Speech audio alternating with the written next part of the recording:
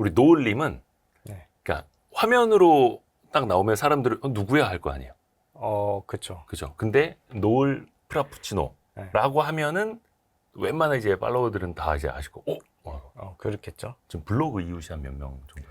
지금 한 17,000명, 18,000명 와, 그 정도 되는 그 사실 것 같아요. 블로그에서 10,000명 단위 가기가 되게 어려운 건데, 네. 뭐라 해야 되나? 좀 유튜브 포함해서 이렇게 외부에 나오신 거는 처음이신 거죠? 그쵸. 외부로는 처음 나와봤죠. 네. 앞으로 딴 데 나가지 마세요. 네. 섭외 전화 또 올 겁니다. 분명히 막. 네. 저희가 열심히 제야의 고수분들 이제 우리가 발굴을 해놓으면 네. 딴 데서 자꾸 섭외를 하는 거예요. 그래서 딴 데서 딴 하면은 데는 뭐 근데 나갈 만한 채널도 없는 것 같고. 그래요? 네. Y스트릿이 최고라고 또 이렇게 네. 여기를 한 번 더 나오면 돼. 나중에. 죄송합니다. 근데 오늘은 저희가 제야의 고수라고 하기는 좀 뭐하고 네. 반제야의 고수라고 해야 될 것 같아요, 그죠? 네, 적당한 것 같아요. 네네네, 반제야의 고수. 네. 왜 반제야의 고수인지는 직접 좀 말씀해 주시겠어요? 직접요? 네. 지금 이제 뭐 또 증권사 직원이기도 하고. 예, 그쵸, 그쵸. 네, 네, 저는 지금 이제 모 증권사에서 네. 그 랩 어카운트를 운용하는 그 어떻게 보면 반업 투자자인 셈인 거죠, 지금. 반업 투자자. 왜 반업이냐면은 네네네. 이제 사실은 이제 지금 랩 운용 제외하고는 거의 모든 업무를 지금 다 내려놓고 안 하고 있기 때문에 랩 운용만 하고 이제 그 기존의 정규직은 사표를 써서 나왔고 지금은 이제 계약직으로 이렇게 랩 운용만 하는 상태여서 그러니까 조금 특이하신. 그래서 약간 전업에 가까운 상태죠. 실질적인 그 사이클. 네, 그래서 투자 거의 생활은. 아예 증권사 직원이거나 네. 전업 투자자이거나 네. 이렇게 하는데 증권사는 약간 그 계약직으로 걸어놓고 네, 그걸로 그쵸. 랩 네. 상품, 랩 어카운트를 이제 운용을 하고 계시고 네. 본인 투자도 하고 계시고 네네. 본인 것도 랩 어카운트 이제 같이 네. 하고 있고. 이렇게 하고 있죠. 그래서 반제야의 고수. 네. 음, 그쵸. 좋습니다. 반업 투자자인. 반업 투자자. 그 필명이 노을 프라푸치노잖아요. 네. 이거 어떤 의미를 담고 있는 거예요? 그게 이제 처음 지은 게 19년도에 지은 건데, 네. 제가 블로그를 19년도부터 시작을 했거든요. 그러니까 제가 투자를 좀 제대로 의미 있게 공부를 하고 해봐야겠다라고 하면서 그런 과정들을 좀 블로그에 같이 올리면서 하자 해서 하는데 일단은 뭐 필명을 지어야 되는 거잖아요. 네네네. 그래서 뭘로 할까 하다가 제가 이제 사실 좋아하는 음료가 프라푸치노거든요. 네네네. 그게 이제 뭐냐면은 그 얼음이랑 막 재료 넣고 믹서기에 가는 걸 프라푸치노라고 부르거든요. 근데 이제 제가 생각해보니까 주식이라는 게 이게 주식은 어떤 학문이 아니잖아요. 그냥 뭐 네네네네. 주식 시장 말 그대로 세상에 온갖 만사가 다 들어가 있다 해가지고 뭐 다 뒤섞였다는 뜻으로 프라푸치노를 짓고 노을은 제가 19년도 때 신혼여행을 갔는데 그때 이제 그 피지로 갔거든요. 네네네. 거기 이제 노을이 예뻐서. 예, 그 칵테일을 먹고 이제 딱 앉아있는데 거기 빈 칵테일에 이게 노을이 걸려가지고, 그러니까 그냥 그런 생각을 해본 거죠. 이게, 우리가 커피숍이나 이런 데 가면은 뭐 라떼도 있고 에스프레소도 있고 음료들은 다양한데, 네. 그 뭐 노을로는 사실 음료를 만들 수가 없잖아요. 네네네.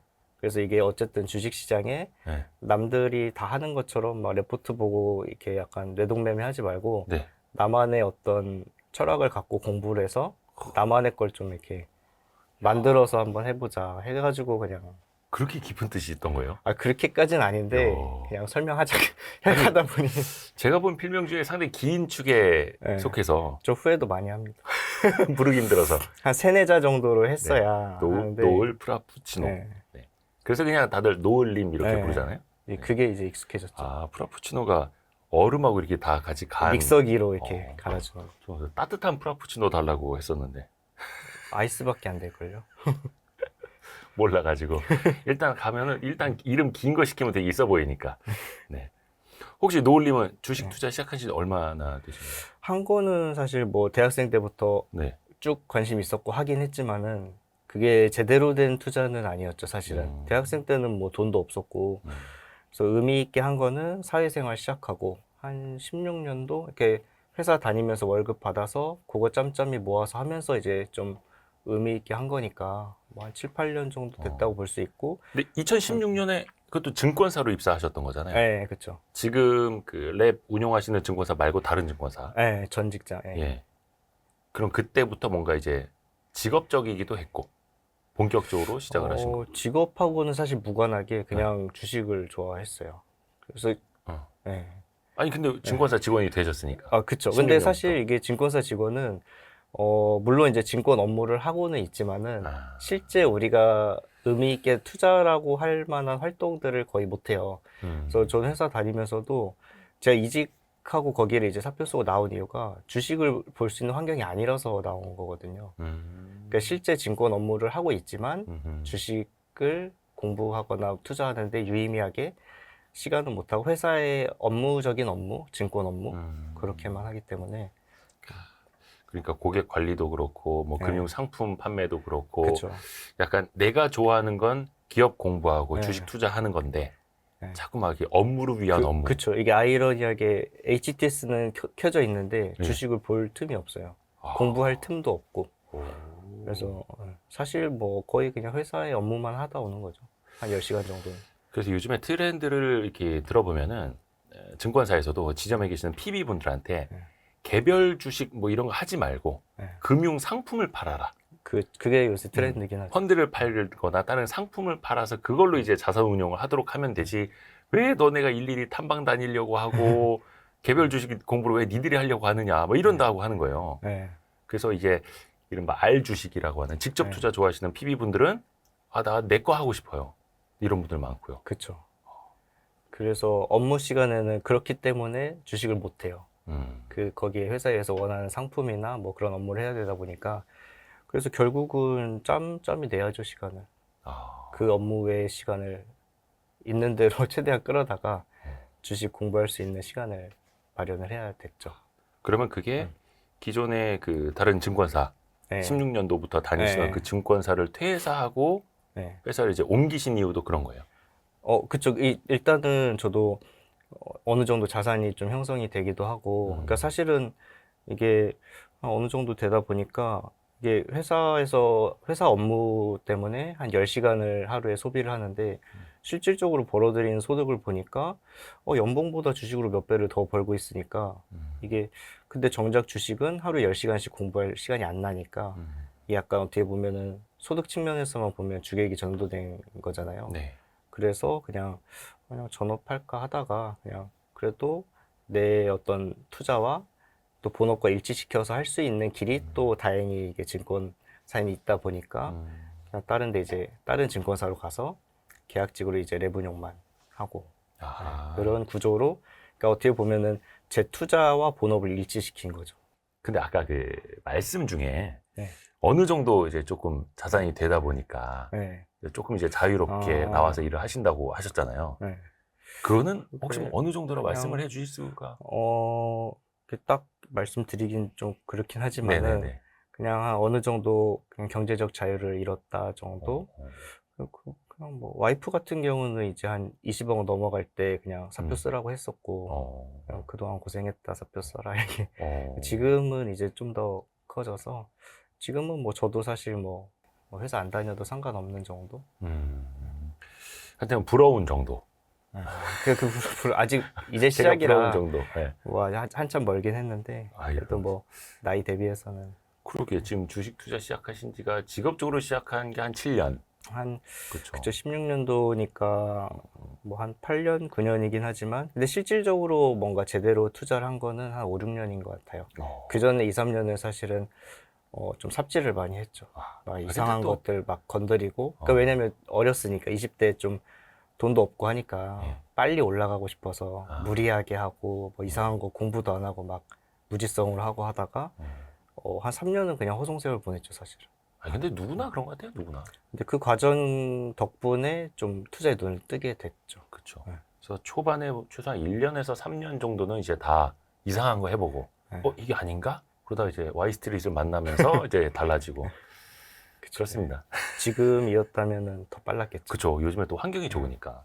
근데 노을님이 네. 88년생이시죠? 이제 뭐 창창합니다. 이제 시작이죠. 회사에 또 큰 소리 하면서 다니고 이제. 그렇진 않고요. 오늘 말씀하고 나오신 거예요? 예. 회사에는? 다행이다. 근데 뭐 요거는 안 그래도 지금 이제 블로그 운영을 하시는데 거기에서도 이제 글 좀 쓰시고 네. 거기 이제 팔로워 분들이 이제 블로그를 구독하시는 분들 또 다 알고 계시잖아요. 그렇죠? 네. 그래서 팬들이 거기서 더 많이 오는 거고 그분들이 고객이 되기도 하고. 그쵸. 보통은 그렇게도 오시고, 근데 요새는 그것보다는 이제 또 기존 분들이 수익이 좀 나니까 소개를 또 많이 해주셔가지고, 그냥 소개로 좀 더 많이 오는 것 같아요. 야, 그 무섭다는 입소문. 올해 반짝 좋았으니까. 에이 무슨 올해 혹시 2023년도에 네. 성과가 좀 이거 그 네. 랩 수익률을 대외적으로 정확히 막 말을 하면 안 되고 막 그런 게 있던데 조금 어, 조심스럽긴 한데. 근데 랩은 사실, 이게 펀드는 뭐 그럴 수도 있는데, 아. 랩은 그게 큰 의미는 없는 게, 그 개인, 고객 계좌마다 다 다르거든요, 수익률이. 막 가입 가입 일시가 다 시점. 다르기 때문에, 평균적으로 한 40~50% 정도? 올해 예, 고객들 예. 기준으로 훌륭합니다. 그래서 뭐 블로그 보니까 이제 거기서 난 수익 갖다 뭐 기부도 하시고 뭐 하시더라고요. 예, 한번 했죠. 또 얼마 전에 그 오프라인 투자 설명회 예. 한번 하시잖아요. 그것도 이제, 뭐, 그쵸. 오프라인 설명회하고 사실은 이제 저도 한 5~6년 정도 투자를 하다 보니까 네. 조금 제 어떤 투자했던 것들이, 이게 뭐라고 해야 되지? 좀 많이 이렇게 체계적으로 뭔가 정리를 하고 그걸 해보고 싶었어요. 그러니까 정리를 하고 뭔가 말로 표현을 해보고 그래서 뭔가 정립을 좀 더 확실히 하고 싶은? 해보니까 확실히 저한테 도움이 제일 많이 된 것 같아요. 아, 그러니까 사실 그러려고 한 건데. 아하. 그죠. 이게 사실 원래 누구한테 뭘 전달하려고 하다가 내가 더 공부가 되는 거니까. 그 목적으로 사실은 좀 많이 했던 것 같아요. 어, 그러니까 제 투자 5년 동안, 6년 동안 했던 거를 좀 되돌아보고 약간 정리하는 시간? 그래서 저도 그런 소문 듣고, 네. 오, 굉장히 저 유명하신 분이구나. 뒤늦게 깨닫고. 유명하진 않고. 노을 프라푸치노가 누구냐, 어디 카페 하시는 사장님이냐고 해서 막 제가 수소문 해가지고 이제 오늘 섭외를 하게 됐습니다. 그때 그러면 뭐 한 350명 정도 왔다고 오프라인 네, 투자 설명회. 네. 사람들이 뭐 제일 궁금해 하던가요? 노을님한테. 제일 궁금해하는 거는 아무래도 좀 방법론적인 거, 그러니까 투자 기법, 뭐 어떻게 해서 이렇게 종목을 뭐 발굴하고, 뭐 어떻게 매수 매도하고 그런 것들이 좀 주로 많이 물어보신 것 같아요. 해외 주식은 어떻게 공부하나요? 뭐 이런 것들. 그런 거 이제 제가 여쭤봐야지. 마이스트리 구독자분들을 위해서. 본인의 투자 스타일은 좀 어떤 편이세요? 저는 뭐 한마디로 정리를 하자면은, 그러니까 약간 뭐 제가 감히 이렇게 언급할 그룹분들은 아닌데, 네. 그러니까 저는 제 생각에는 그런 것 같아요. 한 버핏 50%에 네. 필립 피셔 50%. 오. 제 투자 스타일을 뭔가 얘기하자면은, 오. 그래서 그게 이제 버핏 같은 경우는 그거잖아요. 그 정말로 어떤 기업이 비즈니스 모델 강력한 해자를 가지고 있고 그런 기업이 장기적으로 뭐 5년이든 10년이든 그 이상이든 이렇게 꼭 성장하고 그 일정 궤도 이상으로 꾸준히 확실하게 가는 기업들, 네. 그런 해자를 가진 기업을 적정가에 사자는 거잖아요, 버핏은. 네. 그러고 장기 보유하자. 저는 이제 그런 거를 좀 기반으로 깔고 있고, 그렇게 깔고 있고, 그 다음에 뭐 필립 피셔 같은 경우는 사실은 그분은 이제 그거거든요. 어떤 섹터가 있다고 하면은 그 섹터 안에서 모든 종목들을 다 살펴보고 거기서 성장률이 가장 높고 가장 좀 엣지가 있는 애들, 그런 기업을 선별을 좀 옥석을 가려가지고 한 다음에 그거를 끝까지 들고 가겠다 이거거든요. 위대한 기업을 찾아서. 네, 위대한 기업을 찾아서. 이게 좀 다른 게 이제 버핏은 어느 정도 적정가가 되면은 팔고 나가고가 되는데, 가치 투자처럼. 근데 필립 피셔 같은 경우는 그거를 어떻게 보면은 약간 요즘 뭐 윌리엄 오닐파의 그 추세추종하고 비슷하게 그 밸류가 얼마나 오버밸류가 되든 간에 그 업황이 꺾일 때까지, 그리고 그 인더스트리가 꺾일 때까지 보유하다가 그게 꺾이면 팔겠다. 그래서 저는 이제 그게 반반 섞인 투자자인 것 같아요. 그래서 어떻게 보면은 뭐 한 단어로 하자면은, 굳이 정의하자면은 뭐 가치 성장주를 좀 선호한다? 그런 거. 가치 성장주. 네, 굳이 한 단어로, 뭐 보통 이제 쓰는 표현으로는 그런 거 같고, 그래서 조금 더 정리를 해보면은 저는 이제 그런 종목들을, 그런 기업들을 되게 좋아하는 것 같아요. 그러니까 제가 항상 하는 그 기업을 고를 때 투자를 매수 버튼 누르기 전에 하는 그 질문이 있거든요. 네. 그러니까 저는 이제 좀 메가 트렌드를 찾아서 그 안에서의 어떤 엣지 있는 종목들을 좀 찾아서 투자를 집중 있게 하는 편인데 네. 그 질문이 이제 뭐냐면은 이 기업이 그러니까 3차 세계대전이 터져도 어. 이 비즈니스를 계속 확장하고 성장시킬 수 있는 그런 환경에 놓여 있는 기업인지 저는 그런 질문을 꼭 하거든요. 3차 세계대전 터지면 웬만하면 다 망하지 않나요? 망하는데 예. 망하는데 그 방향성. 그러니까 예를 들면은 제가 한 5년 정도는 그렇게 봤던 게 이제 전기차라든지 예. AI 그다음에 뭐 한국 엔터 뭐 이 정도 있거든요. 어. 그러니까 예를 들면은 전기차가 뭐 당연히 세계대전 터지면 다 망하겠죠. 음. 망하겠지만은 그게 다 끝나고 다시 재건이 된 다음에 우리가 디젤차를 또 다시 돌아가서 탈까라고 물어보면은 그렇진 않을 거잖아요. 네. 그러니까 그런 거. 어찌됐든 계속해서 그쪽 방향으로 갈 수밖에 없는 거. AI 같은 경우도 뭐 어떤 일이 있어서 뭐 금융위기가 오든 해서 1, 2년 무너질 수는 있지만은 결국은 10년이든 20년이든 지나고 보면은 계속해서 성장할 수밖에 없고 그 방향으로 갈 수밖에 없는 거.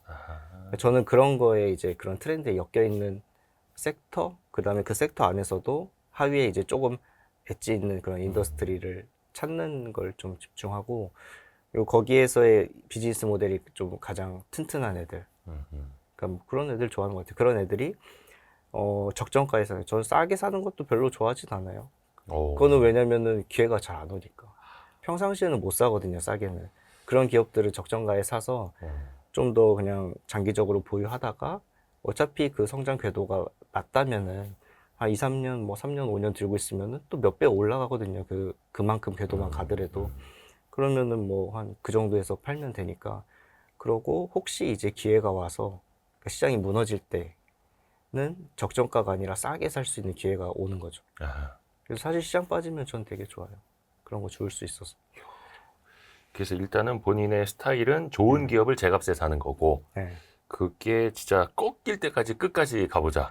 네. 라는 거고. 그래서 워런 버핏이 뭐 벤자민 그레이엄과 필립 피셔의 합이라고 하면은 노을님은 버핏과 필립 피셔의 합. 네. 이런 식으로 또 이제 진화를 해 나가는 거죠. 네. 저는 좀 그런 식으로 보는 것 같아요. 그리고 방향성이 분명한 것.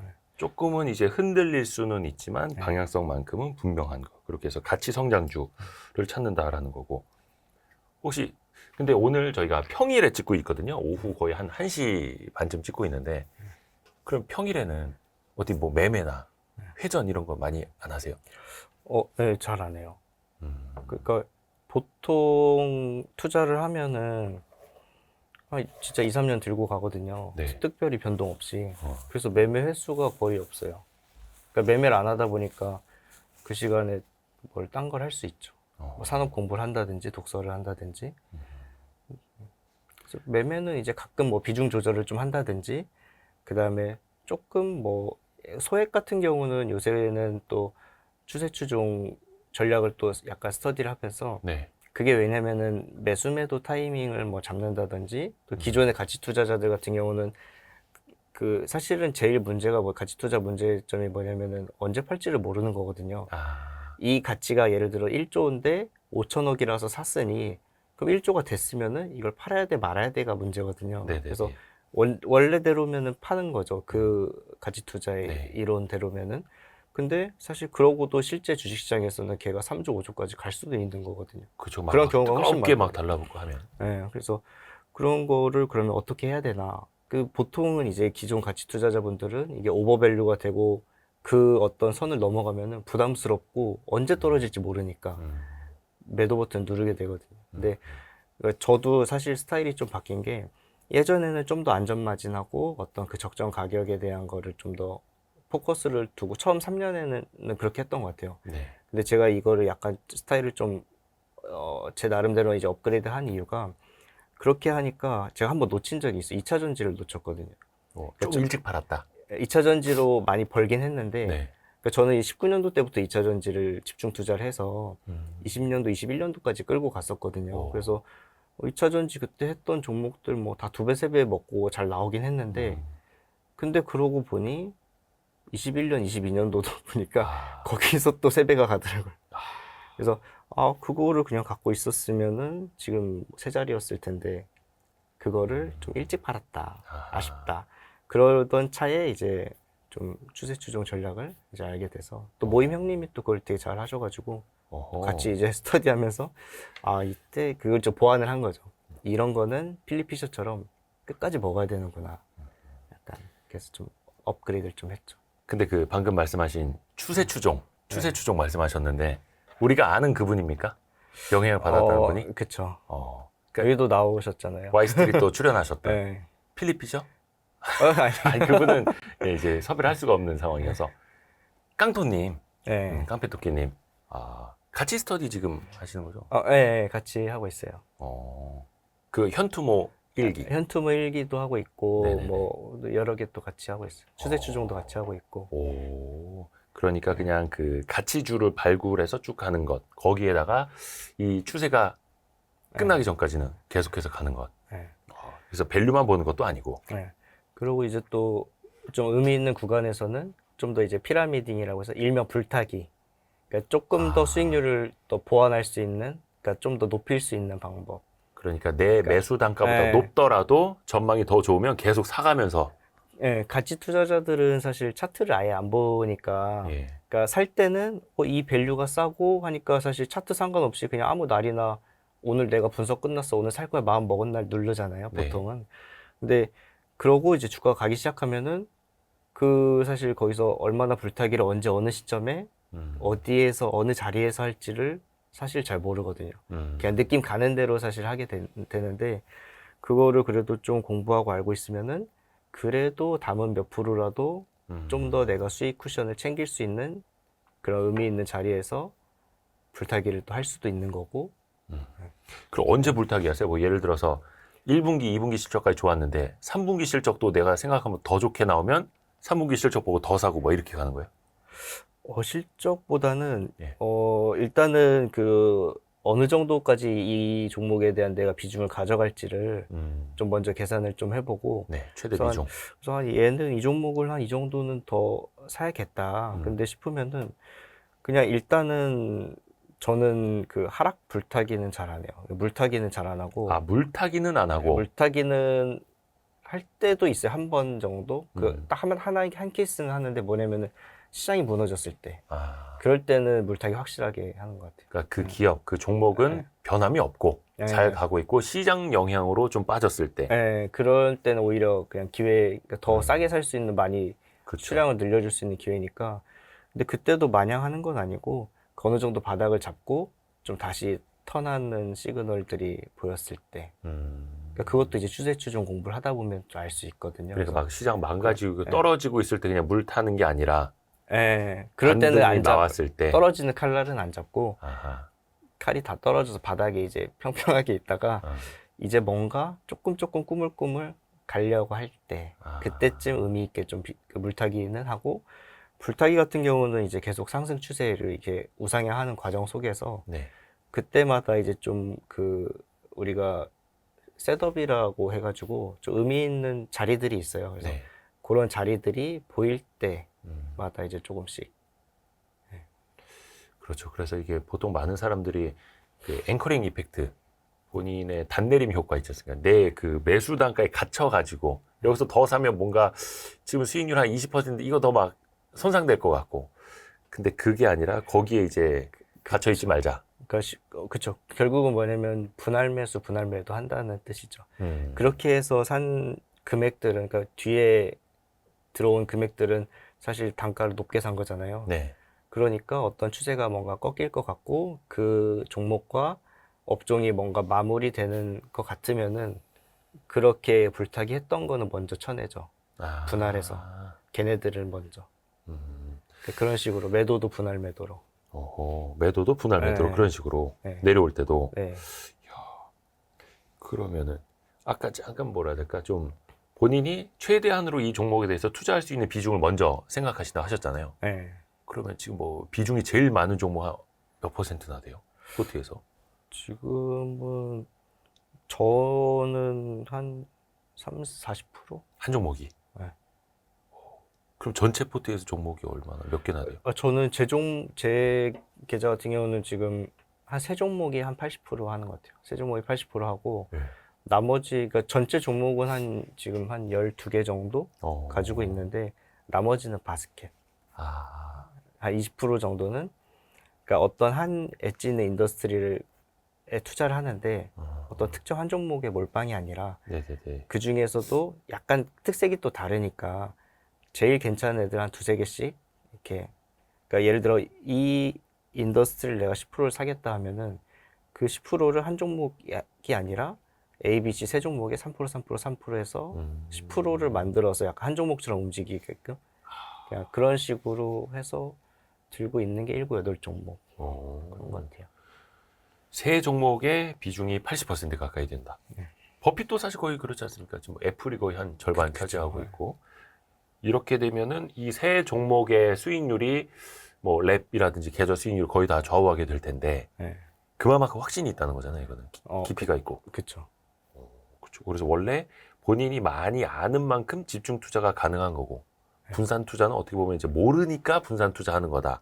또 이런 말이 있고 거기도 공감을 그럼 하시겠네요. 근데 꼭 그렇진 않은 게 네. 그 일반적으로는 맞는 말이긴 한데 그 분산 투자 같은 경우도 좀 주도 섹터 주도주에서 바스켓으로 또 담으면은 분산이지만은 크게 수익률이 떨어지지 않는 방법이 또 있거든요. 네.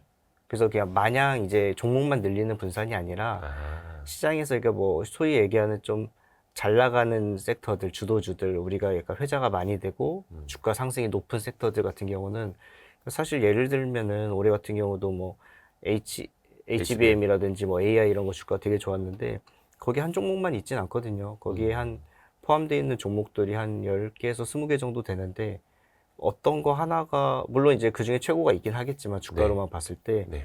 그거는 이제 운인 거죠. 거기서 내 종목이 반드시 1위일 거라는 보장. 아무리 이 기업이 비즈니스 모델이 1위라고 해도 내 마음속에 1위라고 해도 실제 주가는 시장이 결정해 주는 거니까. 그렇죠. 그래서 그거 한 종목을 몰빵으로 들고 갈 때나 아니면 거기서 제일 괜찮다고 생각하는 애들을 내 마음속에 한 1, 2, 3등을 세 개 나눠서 가져가나 그러니까 그런 식으로 가져가면 종목 수는 분산이 많이 되는 것 같아 보이고 수십 개를 가져가는 것 같지만 실제로는 뭐 예를 들어서 뭐 50 종목이어도 뭐 인더스트리를 뭐 5개에 집중을 한다라고 하면은 실제로는 5개에 투자하는 거랑 비슷한 거죠. 그러니까 그런 식의 분산은 의미가 있다. 나쁘지 않다. 뭐 제 예를 생각에. 들어서 예를 들자면 HBM 쪽이 좋다 하면 HBM 관련주 그냥 하나를 찾아서 확 실는 게 아니라 네, 한 3개, 4개를 그냥 비중을 만약에 HBM을 20%를 살 거다 하면은 뭐 예를 들면 뭐 한미반도체 20% 몰빵 이게 아니라 그냥 골고루 한 4개, 5개, 4%, 4%, 4%, 4% 이렇게 하는 거죠. 아하, 근데 그렇게 해도 토탈 수익률이 비슷하거든요, 사실. 근데 리스크는 훨씬 줄어들고. 그런 식으로 혹시 그 투자를 하실 때 뭐 대형주나 뭐 소형주 뭐 이런 걸 좀 가리고 이런 건 혹시 있으세요? 딱히 가리진 않아요. 딱히 뭐 그 사이즈로 특별히 가리진 않는데 가장 좋아하는 사이즈는 있어요. 국내는 한 5천억에서 1조 정도 제일 좋아해요. 그 어떤 이유에서요? 그러니까 왜냐면 한 3천억 언더는 일단 기업이 해자가 없는 경우가 거의 90% 이상이라서, 그러니까 물론 그런 애들 중에도 정말 기술력이 있고, 어느 시기를 잘 만나가지고, 그 성장이 나오는 애들도 있고, 물론 그런 애들도 투자를 하긴 하지만, 그런 기업은 의미 있게 비중을 실진 않는 것 같아요, 저는. 왜냐면은 보통 그런 기업 같은 경우는, 글로벌 시장에서 어떤 탑티어가 아니고, 뭐 세컨 아니면 서드에서 이제 뭐 후발주자로서 뭔가를 하는 친구들이어서 네. 좀 리스크가 항상 있거든요. 그래서 그렇고 조금 또 대형주들 너무 큰 거 10조 넘어가고 이러면은 이게 무거워서 또 잘 아무래도 못 가니까. 그래서 저는 한 5천억에서 1조 정도? 왜냐면 걔네들은 어느 정도 글로벌 시장에서 자기 분야에서 상당히 인정받는 위치에 있는 애들이 많이 있거든요. 그 정도 사이즈에는. 그런데 시총은 그 정도면은 그래도 뭐 해볼만 하고. 그런 애들이 이제 뭔가 시대를 잘 만나고 성장이 나오면은 2조, 3조 금방 가거든요. 그렇게 해서 시총 뭐 5천억, 1조짜리가 막 2조, 네. 3조 간 케이스도 있으시고요. 있죠. 예. 그건 좀 이따 여쭤볼게요. 그건 좀 이따 여쭤볼게요. 네. 아니 근데 이제 정확히 뭐 저희가 뭐 자산 공개나 이런 걸 저희는 원치는 않습니다만 그래도 이제 젊은 나이에 그것도 본격적으로 이제 투자를 제대로 한 지는 한 5, 6년 사이에 네. 그래도 뭔가 이제 회사에 아쉬운 소리 안 할 정도의 자산을 모았다면 많은 분들이 레버리지를 좀 세게 썼나? 되게 공격적으로 빠르게 갔나? 라고 또 생각을 하실 수 있거든요. 어떠세요? 근데 레버리지를 저는 작년에 처음 써봤어요. 작년에요? 22년도에. 오. 그리고 사실 그전에는 그냥 알주식으로 했었던 것 같아요. 왜냐면은 뭐 전 직장 같은 경우는 뭐 아예 직원 레버리지가 불가능했었기 때문에 네. 그냥 알주식으로만 네. 이렇게 올라갔죠. 근데 그때는 그 20년도에 좀 운이 많이 좋아가지고, 그러니까 19년도 때 2차 전지랑 뭐 이런 관련된 거 샀었는데 20년도가 코로나 지나고 유동성장으로 주가가 엄청 시장이 네. 많이 올랐잖아요. 그때 이제 샀던 종목들이 뭐 PNT라든지 뭐 천보, 테슬라 뭐 이런 애들이 뭐 다 200% 이상씩 나와버리니까 그때 DNC 미디어도 있구나. 뭐 걔도 이제 웹툰. 더블 갔었거든. 네네네. 코로나 때 이제 밖에 못 그쵸, 나간다고 그쵸. 해서. 그때 핫했죠. 네. 그래서 그렇게 몇 번 이제 그 한 해에만 그 더블을 몇 번 하다 보니까 그 20년도에 한 제가 수익률이 순자산이 한 4, 500% 났었거든요. 그래서 거기서 한번 좀 점프를 많이 하고 네네네. 그러고 이제 뭐 21년, 22년은 그냥 소소하게 그냥 뭐 가다가 올해 또 좀 많이 났죠. 올해는 한 300% 넘게 났고. 이야, 대박이네요. 근데 이거는 크게 레버리지를 쓴 것도 아니고 네. 22년도에 처음으로 레버리지를 써봤다라는 건 22년도 때가 장이 안 좋았었잖아요. 예. 이게 그 22년도 때가 미국 기준으로 S&P 500 기준으로는 100년 동안 이제 4번 큰 하락장이었거든요. 22년도가 한 마이너스 40%까지 찍고 올라왔으니까 그때 레버리지 바닥에서 좀 했죠. 뭐 어떤 큰 건 그런 아니고 주식담보대출. 근데 네네네. 저는 많이 하진 않고 막 무리한 레버리지 이런 건 안 하고 해봐야 뭐 주식담보대출. 그것도 한도 넉넉하게. 갚을 수 있는, 조금. 견딜 수 있는. 그냥 뭐 담보비율 뭐 300% 넘어가는 정도? 아. 거의 안 쓴 거죠, 많이. 그러니까 거의 그 반대매매 그 상황이 발생하지 않을 정도로 예. 관리를 하면서. 이야, 대단합니다.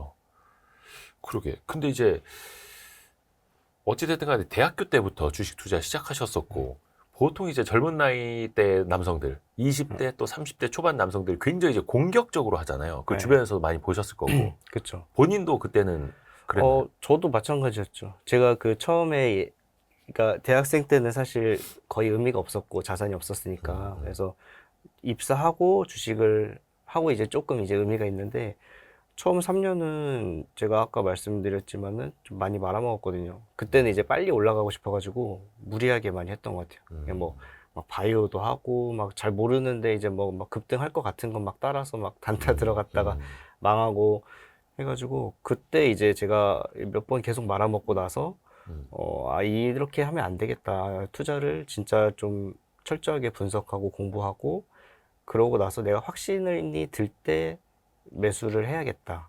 그때 이제 그런 생각을 좀 고쳐먹고 그러고 나서 제가 공부를 사실 처음 이제 투자를 제대로 시작하고 한 3년 동안 진짜 열심히 했거든요. 근데 제가 그때 항상 제 이제 마음속에 이제 제가 항상 스스로한테 물어보는 말이 매일 있었거든요. 네네네. 뭐냐면은 오늘 이제 와서 누군가 와서 나한테 물어보면은 내가 이제 대한민국에 뭐 어떤 투자자가 와도 내가 오늘 하루 더 열심히 했다 라고 할 정도로 그냥 한 3년, 처음에 3년은 그 정도 했던 것 같아요.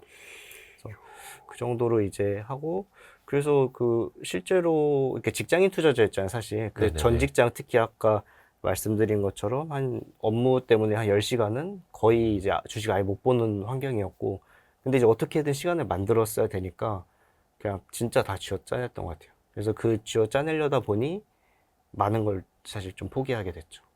그래서 뭐 개인적인 시간이라든지 뭐 하나도 없었어요. 네네네. 그냥 뭐 친구도 안 만나고 술 안 먹고 골프 안 치고 그냥 모든 거 다 안 하고 여행 안 가고 그래서 그냥 모든 시간을 다 주식으로 쏟았던 것 같아요. 한 3년 동안. 그래서 뭐 지하철 출퇴근, 지하철 타고 갈 때 1시간 책 보고 올 때 1시간 책 보고 저는 그래서 그 첫 직장 같은 경우는 사표 쓸 때까지 한 5년? 한 밥 혼자 먹었어요, 점심도. 그거 시간이 너무 아까워가지고 점심에도. 네, 5년 동안 밥 혼자 먹고 그냥 카페 가서 샌드위치 하나 시켜놓고 어. 먹으면서 책 보고 레포트 보고 그렇게 또 한두 시간 또 만들어내고 왜냐면 시간은 없고 주식은 한번 말아먹어서 빨리 복구도 하고 이렇게 진짜로 좀 경제적 자유 이상으로 가고 싶으니까 그렇게 좀 하게 되더라고요. 5년 동안 점심을 혼자 드셨다고요? 전 직장을 예. 와, 이거 조금 약간 좀 사회적으로 좀 문제가 있었던 거 아닙니까? 그렇진 않았어요. 어. 적당히 이제 또 잘 이렇게 했죠. 근데 그 시간을 아끼고 아껴서 네. 책 보는 시간, 리포트 보는 시간. 그리고 집에 와서 또 계속 그러니까 애기 보고 이제 와이프랑 좀 시간 한 두어 시간 보내고 또 한 새벽 한두 시까지 또 공부하고. 그렇게 하니까 하루에 한 7, 8시간 나오더라고요. 10시간 업무 보고 8시간 주식 공부하고 그리고 뭐 애기랑 와이프랑 한 2시간 보내고 한 잠 4시간 자고. 그렇게 3년 동안 했던 것 같아요. 처음에. 그러면 과연 그 시간 동안 사실은 이걸 어떻게 하느냐가 중요하잖아요. 네. 뭐 그냥 그동안에 뭐 예를 들어 하루에 8시간 동안 차트만 쳐다보고 있고 막 수급 보고 있고 막 그쵸. 그렇게 하면 안 되죠. 이게 이제 느는 것도 아니고 어떻게 하셨어요? 투자 공부를? 그러니까 제가 많이 이제 말아먹었다고 했잖아요. 네. 그래가지고, 이거를 기업을 진짜 제대로 분석을 내가 해야겠다. 네. 그리고 그 기업에 어떻게 보면 그 모든 걸 알아야 그런 어디서 손실이 날 수 있는 뭔가 터질 만한 리스크들을 내가 매수 버튼을 누르기 전에 파악을 다 해야겠다라는 좀 생각을 했던 것 같아요. 네. 그러니까 그러다 보니까 그 기업 하나를 보려니까 경쟁사도 보게 되죠. 경쟁사에서 리스크가 나오는 거니까. 그러고 경쟁사를 보다 보니까 그 산업과 섹터 전체를 공부하게 되고.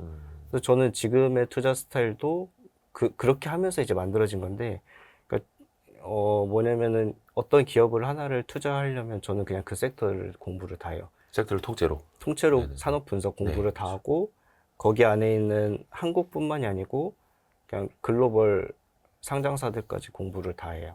전 오. 종목을. 해외 성장사들까지. 해외 상장사들까지 IR 자료 컨콜 사업 보고서 다 보고 국내 거 다 보고 그렇게 그러니까 그 한 기업을 위해서 그러니까 그러다 보니까 공부량이 너무 많은 거예요. 해야 될 것들이. 그렇죠. 그러니까 그렇게 하게 되더라고요. 그거를 그러니까 저는 이제 그때 이제 원칙이 내가 다 알고 나서 매수 버튼 누르겠다라고 그때 아유 맨날 손실 보고 이게 이러면 안 되니까 또 네. 결혼도 하고 애도 있고 하니까 이제 여기서는 더 이러면 안 되겠다. 이번에 무조건 벌어야겠다. 이번 게임에서. 그러니까 그렇게 했던 것 같아요. 약간. 이게 사실 기업 분석하면서 그 기업에 대해서 공부하고 네.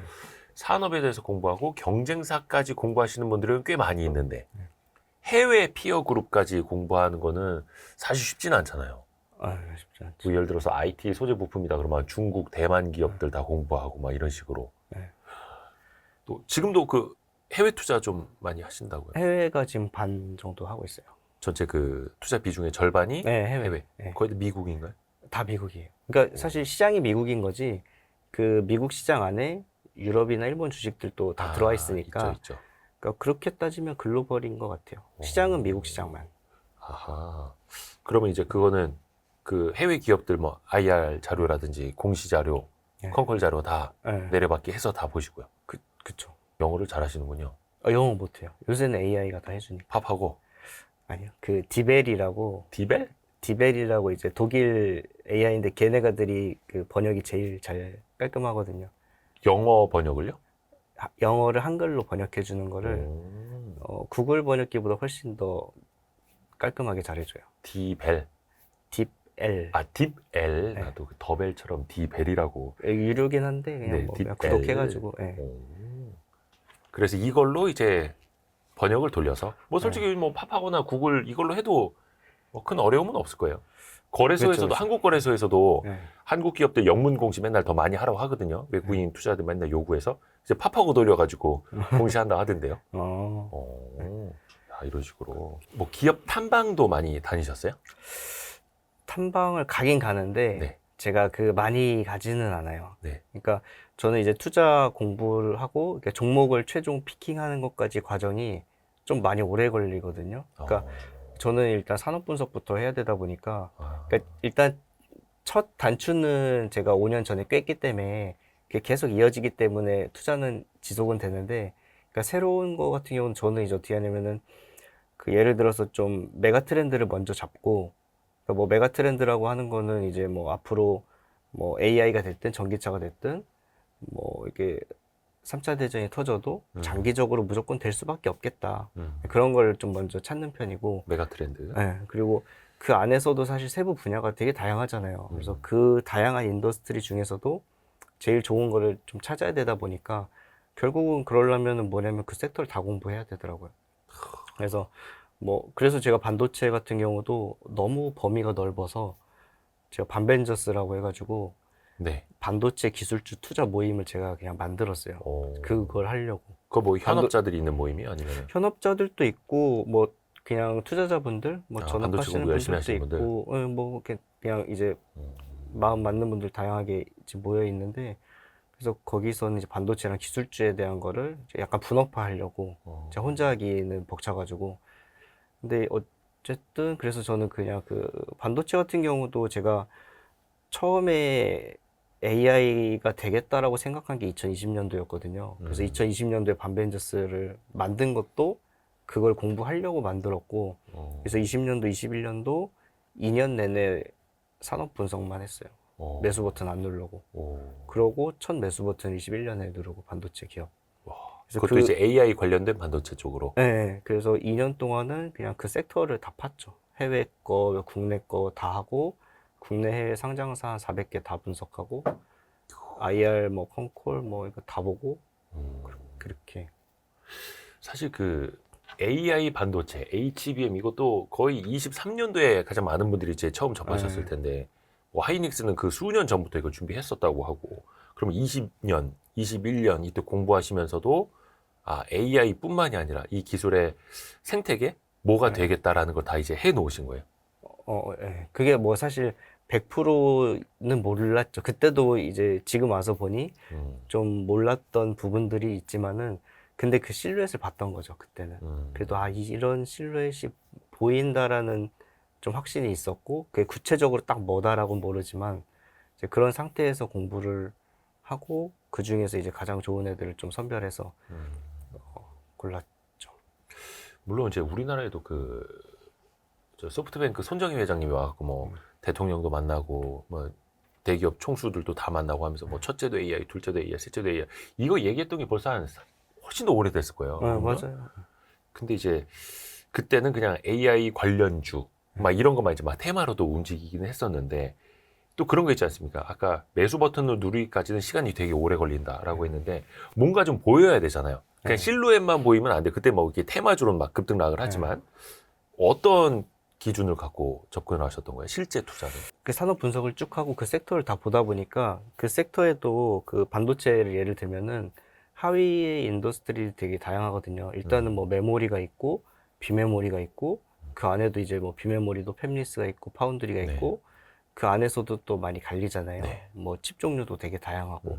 그래서 그런 걸 세분화해서 쭉 다 어떤 분야가 성장률이 높고 앞으로 좀 미래 트렌드를 이끌어 갈 것인지에 대해서 좀 찾다 보니까, 네. 그러니까 특히 미국 같은 경우가 자료가 되게 잘 나와 있거든요. 그러니까 미국의 기업들이 분기마다 올린 IR 자료들이 짧으면은 한 20, 30페이지, 길면 막 80페이지짜리씩 내거든요. 그러니까 거기 자료에 근데 데이터들이 되게 좋아요. 그러니까 웬만한 그냥 산업 레포트 보는 것보다도 더 질이 좋은 경우가 많아가지고, 그러니까 미국 기업들, 반도체 기업들 그거를 다 보니까 그러니까 이럴 때가 있어요. 그거를 제가 이렇게 다 보는 방식으로 투자를 하는 이유가, 쭉 보다 보면은 어느 순간에 모든 기업이 뭔가 하나에 대해서 얘기할 때가 있어요. 그런 게 다 얘기가 다 맞을 때, 예. 속된 말로 아다리가 딱 맞을 때. 그러니까 예를 들면은 이제 바텀업으로 투자하면은 어떤 기업이 막 IR이 이거 우리 이제 뭐 돼요 하면은 그 말만 믿고 투자를 하게 되는 거잖아요, 사실. 근데 그게 아니라 또 미국 같은 경우는 그런 걸 투명하게 또 자료들을 잘 만드니까, 그렇죠, 그렇죠. 그거에 한 수십 수백 개 기업들 거 IR을 쭉 보니까 엔비디아도 앞으로 AI와 데이터 센터를 얘기하고, 퀄컴도 그렇게 얘기하고, AMD도 그렇게 얘기하고, 인텔도 그렇게 얘기하고, 그러니까 모든 기업들이 그거를 다 다 하나같이 얘기를 하고 있더라고요. 그 IR 자료. 2020년도 때부터 그랬어요. 그거에 대해서. 그러니까 이제 확신이 든 거죠. 이게 한 기업이 얘기하면은 그 기업의 어떤 과대한 희망과 그쵸. 꿈과 어. 뭐 진짜 그냥 드림일 뿐일 수도 있지만은 모든 기업이 얘기하는 거는 트렌드거든요. 그래서 저는 이제 좀 그런 걸 찾는 걸 되게 기분이 좋죠. 그런 걸 보일 때가. 아하. 그래서 아, 이거는 이렇게 될 수밖에 없는 상황이구나. 또 거기에 이제 디테일한 설명과 그 근거 데이터들이 있으니까 될 수밖에 없겠구나. 그래서 그런 거를 실마리를 그렇게 찾고 그러면 그거 AI 데이터 센터가 된다라고 하면은 그럼 그거를 관련된 일을 하는 애는 누가 있을까? 그래서 그 하위로 이제 들어간 죠. 하위의 인더스트리로. 그래서 뭐 예를 들면 결국은 AI는 데이터 센터 내에서 이루어지는 것이니 그럼 데이터 센터를 이루는 구성 요소들을 찾아보자가 이제 인더스트리가 되거든요. 그러면 뭐 그거를 공장을 짓고 데이터 센터를 짓고 전력 인프라망을 하는 애들 또 하나가 있을 거고 그 안에 들어가는 칩, 뭐 메모리 넣는 거, 뭐 HBM 넣는 거, 뭐 그 CPU, GPU가 제일 많이 썼잖아요. 그래서 네. 그런 거 넣는 거 애들이 또 있을 거고 그러면은 그 중에서 가장 뭔가 성장이 높고 가장 영업 많은 캐시플로우를 가져가는 애가 누구냐 하면은 결국은 GPU였잖아요. 네네네. 그러니까 사실 그렇게 하면 결국 엔비디아인데 그러면은 그거랑 같이 해서 거기 밸류체인을 이제 그러면 다 찾아보는 거죠. 그러면은 엔비디아가 어떤 칩을 만들 때 무슨 밸류체인이 필요하냐. 그러면은 사실 조사하면은 다 알 수가 있잖아요. 네. 그러면은 거기 엮인 애들이 뭐 일단 엔비디아가 GPU 만들어야 되고 얘는 무조건 TSMC 가서 코어스라는 패키징으로 패키징을 해야 되니까 그러니까 삼성 패키징은 안 하니까 네. 그러면은 TSMC의 코어스 패키징이라는 애들 밸류체인을 다 살펴보고 그럼 거기에 있는 기업들이 뭐 소재, 장비, 부품 등등 해서 수십 개 기업들이 쫙 나오거든요. 네. 그럼 걔네들 다 공부하는 거죠. 분석하고. 하다 보면 제일 좀 해자가 있고 엣지가 있고 아 얘는 진짜 될 수밖에 없겠다.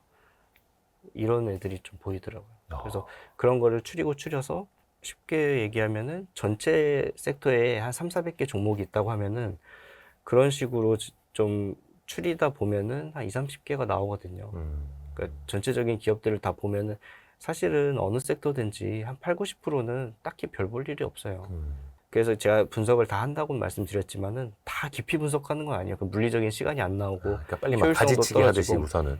그래서 제가 하는 그 방법 중에 하나가 네. 저는 이제 그거를 원페이지 툴이라고 스스로 하는데 그러니까 네. 딱 원페이지로 간단한 핵심 요약을 해요. 제가 그 기업에 대해서. 한 장으로 딱 요약한다. 네. 네. 그냥 뭐 개요랑 뭐 지금 어떤 가장 비즈니스 모델이랑 얘가 하는 일, 아이템과 뭐 경쟁사, 고객사는 어딘지 뭐 앞으로 대략 숫자와 뭐 밸류는 지금 어느 정도 위치에 있는지 그냥 딱 한 장으로 끝내. 2장 절대 안 넘어가고 왜냐면은 빨리 쳐내야 되니까. 네. 어차피 400개 중에 진짜 옥석은 따로 있으니까 그렇게 좀 빨리 쳐내다 보면은 어차피 90개는 별 볼 일이 없더라고요. 물론 그 중에서 정말로 성장이 많이 나오고 주가가 많이 가는 애도 있긴 있어요. 그래도 아쉽긴 한데 근데 제가 그래도 그렇게 걸러 보면은 대부분은 제가 걸은 게 맞아요. 대부분은 잘 못 가요. 그런 애들은. 그래서 그런 애들은 그냥 제껴놓고 그 10%에 집중을 하는 거죠. 그래서 그 10%랑 아까 말씀드렸듯이 그런 어떤 제가 찾은 엣지 인더스트리랑 그걸 영위하는 애들, 그 매출 비중이 높은 애들이거나 네네네. 혹은 지금은 예를 들면 AI 쪽으로 매출 비중이 5%밖에 안 돼. 네. 근데 얘가 엄청난 기술력이 있는 회사고 그거가 이 시장이 열렸을 때 그쪽 매출이 폭발적으로 늘어나서 기존 매출을 비중이 이제 확 바뀌는 그러니까 그런 좀 비즈니스 모델이 변한다라고 하는 거 그러니까 제품 믹스가 일어나면서 그러니까 그런 변화가 포착되는 기업들 저는 그런 걸 되게 좋아하거든요. 그러니까 예를 들면 예전에는 메모리만 하다가 네. 비메모리가 붙는 애들 뭐 그런 거 많았잖아요. 예전에 작년이었나 삼양식품 같은 것도 네네네. 국내만 하다가 해외 쪽으로 수출 많이 되면서 늘고 네. 엔터 같은 경우도 국내만 하다가 미국이랑 글로벌 진출하더니 확 늘고 뭐 그런 것들 반도체도 마찬가지거든. 반도체도 뭐 메모리만 하다가 뭐 비메모리가 붙는다든지 아니면은 기존에는 AI 시장이 안 열려가지고 뭐 그냥 퍼스널 IT 그러니까 뭐 핸드폰이나 PC 관련된 제품만 하다가 네. AI 시장이 확 열려버리니까 마진도 엄청 높은데 그쪽으로 칩을 엄청나게 생산하는 네. 거랑 연결된 기업들. 음. 그러니까 그런 애들이 사실 해보면 한 2, 30개밖에 없어요. 한 3, 400개를 다 뒤져봐도. 그러면은 굳이 나머지 볼 필요가 없는 거죠. 근데 그 과정은 엄청나게 고통스럽겠네요. 그 그러니까 이거 2년이 보신 분들도 아니 그렇다고 해서 3, 400개를 다 봐야 돼? 또 이렇게 또 생각하실 수도 있을 것 같고. 그러니까 저는 좀 예. 약간 무식하고 되게 예. 비효율적으로 하는 편인 것 같아요. 근데 어찌됐든 그게 또 본인의 자산이 되잖아요. 저는 저만의 방법이라서 이게 예. 저는 좋아요. 이게 일단은 저는 좋은 게 가장 좋은 게 크게 잃질 않아요. 어차피 그 섹터에서 그렇게 하다 보면은 아. 어느 순간 보이더라고요, 이게. 아, 이 기업은 이 업황과 그 기업 자체의 어떤 그게 아니라 전체적인 이 섹터 안에서의 이 기업의 위치와 상황과 그쵸. 업황과 얘가 할 수 있는 능력치와 그게 어차피 딴 기업 보면 크로스 체크가 되니까 얘가 아무리 IR이 잘한다고 해도 뻥인 걸 아니까 혹은 이게 진짜 되는 걸 아니까 그러니까 좀 더 확신도 생기고 그러니까 리스크 요인들이 많이 제거가 되는 것 같아요. 그러니까 한 기업만 보거나 아니면 그 변두리만 보면 딴 데서 터질 수 있는 리스크들을 다 보면은 사실은 많이 좀 제거가 되는 것 같아요. 그래서 그렇게 하고 그래서 탐방 참. 예. 찐 20개를 찾기 위해서 그래서 탐방은 이제 걔네들 중에서 그 중에서 또 20개를 다 가긴 또 많고 그러니까 사실 20개 다 투자할 수도 없잖아요. 어차피 뭐 관리가 안 되죠. 예, 진짜 의미 있게 투자하는 거는 20개 중에 뭐 두세 개일 거니까 그런 애들을 한번 또 고르는 거죠. 그 20개를 다 분석을 깊게 한 다음에 그 중에서도 나름대로의 우선순위가 있을 거잖아요. 네네네. 예를 들면 네. 뭐 밸류가 얘는 너무 비싸서 지금 못 사겠어 하는 애들 또 있는 거고 어떤 애들은 뭐 20개 중에서는 조금 약간 뒤에 처지는 애들 있는 것도 있고 근데 그 중에서 그냥 가장 좋은 거 비즈니스 모델도 좋고 지금 사기 밸류도 적당하고 앞으로도 성장성도 제일 높고 뭐 그런 애들 좀 두세 개, 서너 개 골라서 그런 애들만 저는 탐방을 좀 가는 편인 것 같아요. 그러네. 그러니까 과일로 따지면 이제 사과가 제일 앞으로 좋을 거냐, 배가 좋을 거냐 먼저 하고 거기서 이제 엑기스를 짜낸 다음에 그 엑기스를 또 한번 농축을 해갖고 그러니까 이제 수익률이 높을 수밖에 없고 그게 그 산업에서 핵심 기업들이고. 야, 진짜 대단하십니다. 근데 이런 분이 그 스터디 모임에 같이 한 명 딱 끼어 있으면 완전 이제 다른 사람들이 편하게 가는 거죠. 같이 고생해야지. 아, 그렇죠. 다른 사람들도. 그래서 아까 그 뭐 반벤저스 같은 모임도 나눠서 이제 좀 스터디를 하시는 거고 집단 지성을 발휘하시는 거고요. 네. 아까 그래서 투자 스터디 모임도 이야기를 네. 하셨는데 그 지금 모임 한 몇 군데나 나가세요? 지금은 오프라인은 2개 하고 있고 온라인 한 3개 정도 그렇게 하고 있어요. 그리고 아까 그 깡토님이랑 하신다는 거는 그 전통 있는 스터디 모임이잖아요. 그쵸. 현투모 1기. 네, 현투모 1기 하고 있고 예. 그다음에 뭐 또 이거는 말씀드려도 되나? 어떤 거요? 약간 뭐 그래도 약간 공인이니까 승돌이님하고 또 아. 오프라인 그것도 산업 스터디 종목이 아니라 승돌이님한테 영상 편지 한번. 아 제가 솔직히 승돌이님을 섭외하려고 했다가 예, 그냥 대차게 대차게. 아 보고 계시면 기다리고 있습니다 항상. 한번 나오십시오. 그 승돌이님하고는 어떤 모임이죠? 그 현투모는 아니죠. 그거 아니고 산업 스터디 모임. 아 산업 스터디. 해외 주식. 아 해외 네. 주식도. 네. 종목보다는 그거는 이제 앞으로 한 5년, 10년 될 수밖에 없는 산업을 찾아보자 해서 그 각계 산업의 좀 전문가들이 모인 스터디 모임이에요. 승돌이님이 그 사이클 투자 굉장히 잘 하신다고 네. 들었거든요. 그리고 저는 이제 승돌이님 처음 뵀던 게 저기 우황재 작가님, 호돌이님 반도체 강의에 그 지방 사시잖아요, 승돌이님이 네. 올라오신 그 반도체 강의를 들으시려고 네. 그분도 엄청난 자산가로 알고 있는데 그래서 이분이 승돌이냐고 깜짝 놀랐습니다. 그래서 야 이렇게 많이 읽으신 분도 이렇게 찾아가면서 또 열심히 공부하시는구나 해서 승돌이님한테 이제 좀 나와달라고 부탁을 했습니다만 네. 보고 계시죠? 예, 항상 기다리고 있습니다. 저희는 열려 있습니다. 저희는. 근데 또 그 현투모 일기에 또 어마어마한 분들 많이 계시잖아요. 네. 그게 그 현명한 투자자들의 모임 네, 맞습니다. 처음 만들어졌던 그 모임이고 노을님은 좀 이제 후반에 들어가신 거고 그쵸. 네. 근래에 들어가신 거고 여기 쟁쟁한 분들 누구 계십니까? 우리 알만한 깡토 형님도 계시고, 깡토님. 뭐 좋은 습관 형님도 있고, 또 압규정 교주 선생님도 계시고. 좋은 습관 형님과 압구정 교주님은 네. 제가 몇 차례 그 영상을 통해서 언급을 드렸을 거예요. 제가 이분들은 뭐 섭외 시도한 지 한 3, 4년밖에 안 됐습니다. 예, 좀 더 해야죠. 예, 좀 더 한 해야죠. 3년 정도. 좋은 습관 형님은 이제 제 전화 잘 안 받으시고요. 압구정 교주님 이제 그러면 차단한다. 자꾸 전화하지 마라. 차단한다. 이러고 계시고. 그래서 좀 영상 편지 좀 띄워주세요. 그리고 저 우선 압구정 교주님께 앞 선생님 한번 나와주십시오. 좋은 습관 형님도 요즘 바쁘셔가지고 네.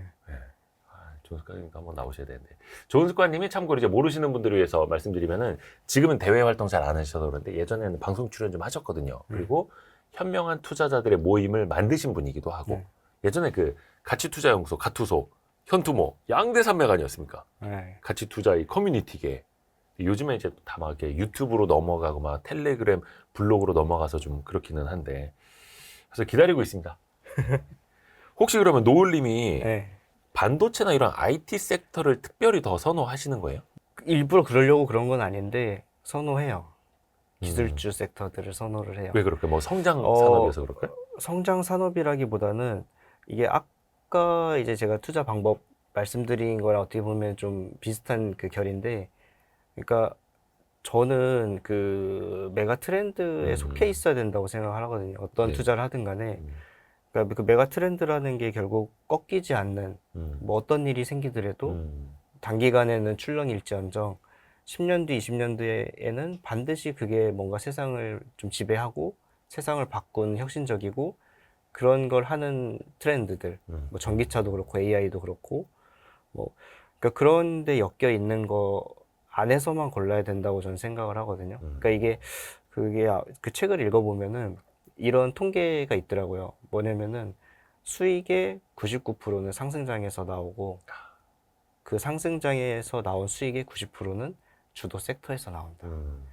그리고 거기 안에서도 주도주에서 대부분 나온다. 네. 그러면은 결국은 우리는 돈을 벌려고 투자를 하는 거니까. 그렇죠.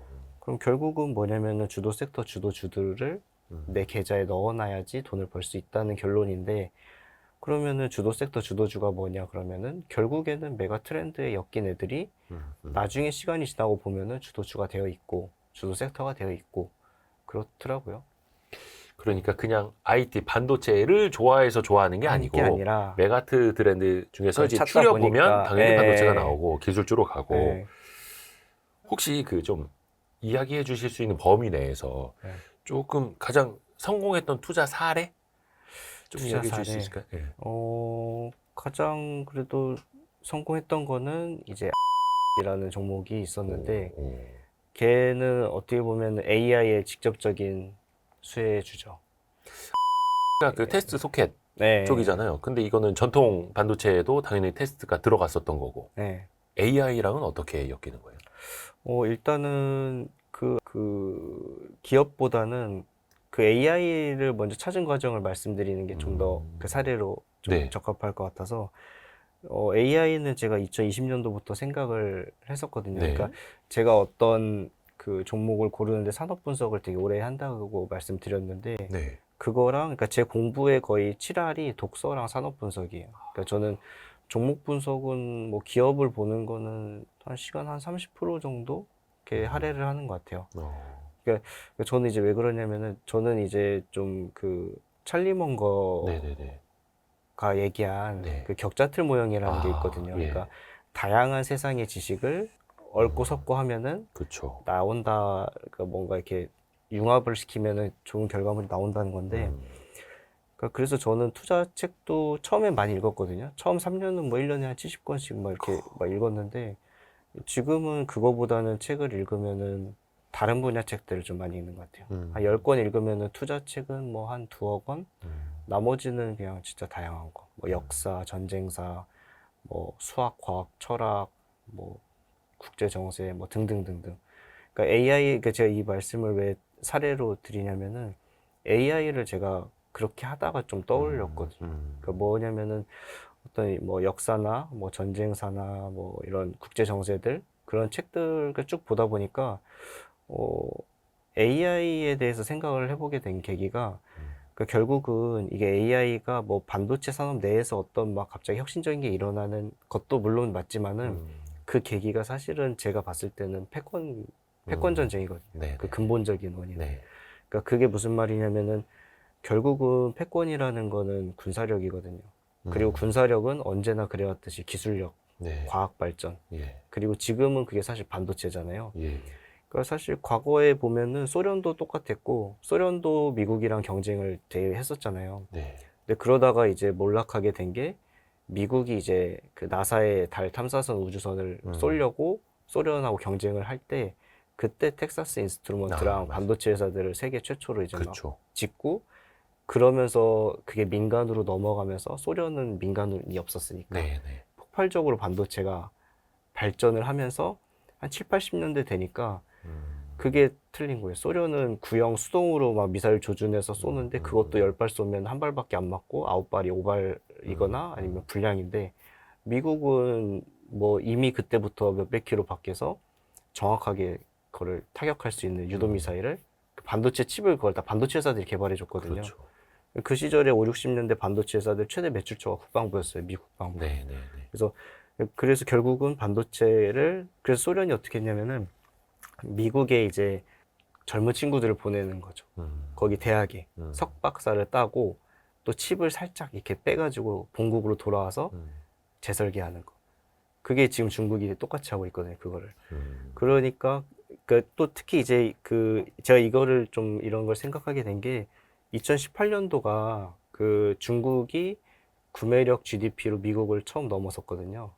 2018년도에. 2018년도에. 중국의 구매력 기준 GDP가 구매력 기준으로. 그냥 네. GDP는 미국이 1인데 그럼요. 실질적인 구매력으로는 네. 중국이 넘어섰어요. 18년도 어. 때. 그때 이제 트럼프 당선되면서 그때부터 이제 반도체를 또 때리기 약간 시작한. 때리기 시작한 게 됐는데 그러니까 미국은 그거죠. 자기들이 아는 거죠. 패권을 유지하려면은 결국은 반도체 패권을 지켜야 된다. 지켜야 된다. 그러니까 일본도 사실 80년도 때 미국을 앞서겠다고 했다가 미국이 이제 또 그때부터 일본 이제- 반도체 몰락시켰잖아요. 네, 네, 네. 그러니까 지금도 사실은 그래요. 그래서 지금도 결국은 중국을 G2에 영원히 머무르게 하려면은 반도체를 소련이나 일본처럼 그 눌러버려야 산업을 되는. 눌러버려야 돼. 그렇죠. 그게 핵심이기 때문에 그러니까 그렇게 하려니까 결국은 지금 또 다 리쇼어링이라고 해가지고 중국에 있는 공장들 웬만한 것들 다시 다 유럽이랑 미국 땅으로 다 돌리잖아요. 일본으로 가고. 그러니까 그렇게 되면은 결국은 그게 뭐냐면은 전 인플레이션 원인도 사실은 근본적으로 이거라고 보거든요. 패권 전쟁.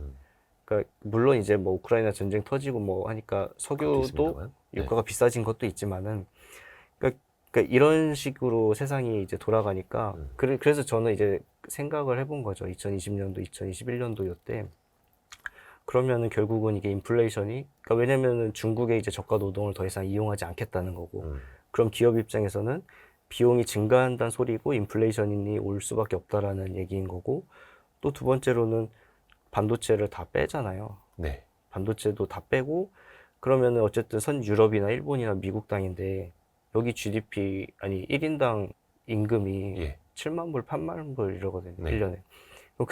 그게 중국은 만 불도 안 되는데 수십 배의 그 노동 값을 지불할 수가 없으니까 그래서 요새 미국 반도체 기업이 아니라 네. 미국의 철강 회사도 그렇고 화학 회사도 그렇고 뭐 석유 에너지 회사도 그렇고 걔네들 또 컨콜 보면 재밌는 게 다 AI 얘기하고 있어요. 걔네들이 지금 철강 회사까지도. 반도체 회사도 아닌데 심지어 해운 회사도 AI를 얘기하고 있고 걔네들이 그러니까 뭐냐면은 이제 다 빼올 건데 중국에서 그거 공장을 지금 요새 어떻게 짓고 있냐면은 바로 그냥 땅 파고 착공하고 이게 아니고 네. 1년 전부터 공장 짓기 1년 전부터 엔비디아의 AI 데이터 센터를 이용을 해가지고 네네네. 시뮬레이션을 돌려요. 어허. 가상현실을 만들고 네. 메타버스처럼 네. 그 안에 뭐 예를 들면 뭐 네바다 주다 그러면 거기에 공장을 가상으로 세워보고 그 안에 라인이며 사람이며 장비가 뭐 1cm 이동하면 생산율이 어떻게 되고 그 실제 수율까지 다 적용을 하고 사람의 동선과 재료 투입 그다음에 경기가 이렇게 됐을 때 재고가 얼마가 남을지를 그 학습을 시켜요. 그거를 수백 가지 수천 가지 케이스를 학습을 시켜 1년 동안 엔비디아가 그렇게 해가지고 최적화를 시키고 나서 정확하게 그대로 공장을 지어버려요. 그러니까 뭐냐면은 이제 비용을 줄여야 되니까 사람 안 쓰겠다는 거. 그렇죠. 다 로봇화 돼야 되고 AI화 돼야 되고. 그러니까 그런 어떤 그러니까 이게 사실은 반도체 안에서 어떤 막 종목만 보고 있고 레포트만 보고 있으면은 이렇게 세상이 돌아가는 거를 사실 알 수가 없거든요. 그렇죠. 그러니까 저는 그래서 제 생각에는 그 찰리 먼거가 이제 뭐 그 말씀하신 그 내용이 뭐 이런 식으로 좀 격자틀을 형성하고 다양한 지식들을 알고 있어라라고 한 게 아닐까. 그러니까 저는 좀 그렇게 좀 투자를 하는 편인 것 같아요. 그래서 뭔가를 투자할 때 뭐 당장 종목이 뭐가 좋을까 이거보다는 앞으로 향후에 5년, 10년 뒤에 좀 어떤 세상이 펼쳐질까? 어떤 아이템이 세상을 바꿀까? 뭐 어떤 혁신적인 기술이 세상을 바꿀까? 뭐 앞으로 세상은 뭐 어떤 방향으로 흘러갈까? 저는 사실 그런 거 고민하는데 시간을 좀 훨씬 더 많이 쓰는 것 같아요. 그런 식으로 저는 좀 생각을 하고 그래서 이제 사례를 말씀드린 게 그렇게 AI를 제가 20년도, 21년도에 얘가 될 수밖에 없겠다. 그러니까 그때는 딱 AI라고 제가 알지는 못했어요. 그걸 알았다면 사실 거짓말이고 AI 같은 뭔가 이렇게 자동화된 시스템이라든지 어떤 그냥 반도체 어쨌든 그런 핵심적인 거, 그 다음에 어떤 로봇화되고 자동화되는 거 그런 쪽의 세상이 앞으로 펼쳐지겠구나. 그런 걸 좀 20년도, 21년도에 조금 이렇게 예감을 좀 이렇게 했고 그래서 반벤져스 만들고 같이 하자고 했죠. 근데 지금 같이 파보자고. 노을 프라푸치노님한테 저는 되게 놀라고 있습니다. 왜요? 왜냐면 이게 이제 찰리먼거가 이야기했던 격자틀 모형, 그 다음에 어떻게 보면 이제 축구로 따지면 그러니까 빌드업 해가는 과정이 있지 않습니까? 저는 가장 크게 벌었던 성공한 투자 사례를 여쭤봤는데 본인이 어떻게 공부를 해왔고 이 AI를 어떻게 주목했고를 다 이야기를 하고 있는 거야 막. 그러니까 저는 그래서 뭘로 제일 많이 벌었냐고 이거였는데 대답하는 이제 차원이 다른 겁니다. 노을님이. 야, 그래서 이게 뭔가 투자의 기틀, 네. 사실은 기반이 가장 튼튼해야만 지진이 일어나도 버틸 수 있는 거잖아요. 그러니까 사실 저도 2017년도에 엔비디아 사옥을 견학을 갔었거든요. 네. 그때 그 이야기를 들었어요. 이게 다 미리 사전에 시뮬레이션 해보고 렌더링 해봐가지고 뭐 햇빛의 각도부터 해갖고 어디에서 채광 에너지를 가장 세이빙할 수 있고 어떻게 해야지 업무 능력이 올라가고 그거 너무 감탄한 거예요. 그 엔비디아 가서 티셔츠 사오고 막 기념품 사오고 그리고 주식 조금 샀다 이제 홀랑 팔아먹고 그러니까 기틀이 약했던 거죠. 와 근데 확실히 이제 뭔가 기틀이 단단해야 된다라는 걸 지금 되게 느끼고 있습니다. 그래서 제가 약간 동문서답이긴 한데 네. 관련된 거 가장 좋은 애들을 찾다 보니까 국내에서 가 가장 좋았던 거죠. 왜냐면은 예. 엔비디아가 소켓으로 신규 칩들을 다 만들고 있거든요. 독점을 거의. 그리고 그 작년에는 이번에 또 SKC 인수되면서 그 엔비디아가 전용 라인 설치를 요구했어요. 그 엔비디아가 앞으로 그 AI 칩들 그 다 러버 소켓 쓰겠다는 거거든요. 사실 물량 자체가. 그렇게 하려고 하니까 전용 라인 증설을 요구를 한 거고 그게 없으면 안 했을 거니까. 그래서 이제 그런 상황도 있고 조금 더 부연하자면은 데이터 센터 AI 쪽은 다 FCBGA라는 기판을 쓰거든요. 근데 이 기판의 소켓에 지금 R&D 물량 같은 경우는 대부분 다 러버 소켓이 거의 많이 되고 있어요. 기존에는 포고를 썼는데 한 19년도, 20년도부터는 대면적화가 너무 되다 보니까 포고로는 효율이 안 나와서 비싸기도 하고 뭔가 전기적 성능이 안 돼서 근데 엔비디아뿐만이 아니고 그 데이터 센터 AI 칩과 관련된 회사들 뭐 예를 들면 뭐 브로드컴, 뭐 퀄컴, AMD, 인텔 등등도 다 러버로 R&D를 많이 하고 있고 이게 또 R&D 하고 나서 양산 물량이라는 게 또 있거든요.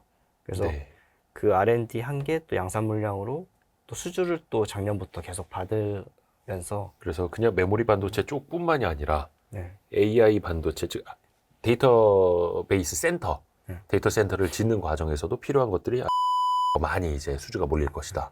또 다른 종목도 있나요? 이거 하나 빌드업하는데 이것도 한 30분 걸립니까? 딴 거는 딴 거는 좀 짧게 해야죠. 네. 어떤 거 있을까요? 딴 거요?